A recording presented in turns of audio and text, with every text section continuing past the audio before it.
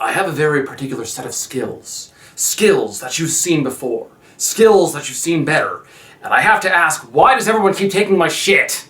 Okay, so Taken 3 is the third and supposedly last in the Taken franchise, and given the routes that they've taken in this one and the plot points they've made, I can believe this. There's nowhere else they can really go. Liam Neeson comes back as Brian Mills, the super badass Special Forces spy guy, doing pretty much exactly the same thing that you've seen in the other two movies. And I have to say, while Taken 3 isn't bad, it's pretty much a cut-for-cut remake of the first movie. I mean, Brian Mills as a character really works off of shock value. Once we see the depths he'll go to protect his daughter in the first movie, a lot of the shocks, a lot of the appeal of the character fades away. I mean, it's like having a bunch of jump scares throughout a video game or something. After a while, they just start getting really stale and bland. You stop reacting to them. That's more or less how I felt about the Taken series the more that it went on. I mean, I loved the first Taken movie because you see the depths that Brian Mills as a character is willing to go to. He's like a more extreme version of Jack Bauer in that regard, where he's willing to torture, he's willing to do horrible things with his incredible set of skills. But by the third movie, you've seen this all. I mean, they straight copy a few scenes from the first movie. I mean, there's a torture scene, plenty of car chase scenes. The ending was probably the only thing that really had any kind of a real difference, and I'm not going to spoil it for you. It was good. I don't know if it's worth sitting through a movie for an hour and a half to get to it, though. Now, of course, I'd have to talk about the action scenes, and, between the car chases and the shootouts, there were plenty of those. But I wish I could say more beyond the cameraman obviously skipped his riddle in that morning.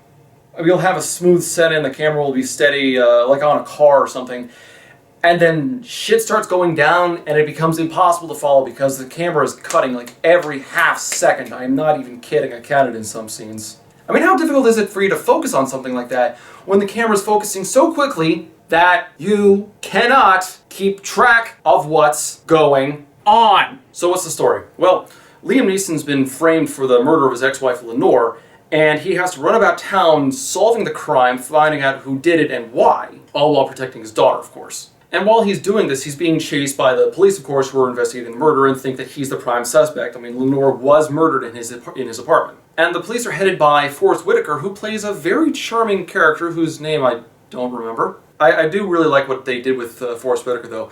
He had a lot of stage presence, and that really stood out. I mean, he's very smart, he's very analytical, he knows what's going on, and he was already ahead of all the police almost as soon as the information gets to him about what Mills is doing. Something that amused me is that he's always fidgeting with his hands. He's always playing with this chess piece or with this rubber band. And something that is a small character bit, but very amusing. It made him stand out in a small way. The acting all around was pretty good. Liam Neeson, as always, is awesome. I do enjoy Forest Whitaker. Kim wasn't too bad. All the extras did their parts pretty well. The problem's not so much that anyone had any bad acting. The problem's that, again, we've seen this before. This is a formula now. I mean, this is a formula that's been done in other action movies, but I'm just talking about the Taken franchise for now. I wouldn't say that I was able to predict what was going on down to the minute, but, I mean, once the torture scene came up, I was like, yeah, okay, there's that now. And again, it wasn't really as creative as the first one. Ultimately, Taken 3 is not a bad movie. It's just, if you've seen Taken 1 or even Taken 2, you know what's going to happen. I mean, no spoilers here, but I'm watching the ending and the final confrontation happens and I'm like, yeah, that wasn't going to end any other way. If you haven't seen the first Taken and you want to see a good action movie, you might enjoy this one. If you've seen the first Taken movie, you can watch this if you want. You're not really going to get a lot out of it that you didn't already see. I would say don't bother watching this in theaters.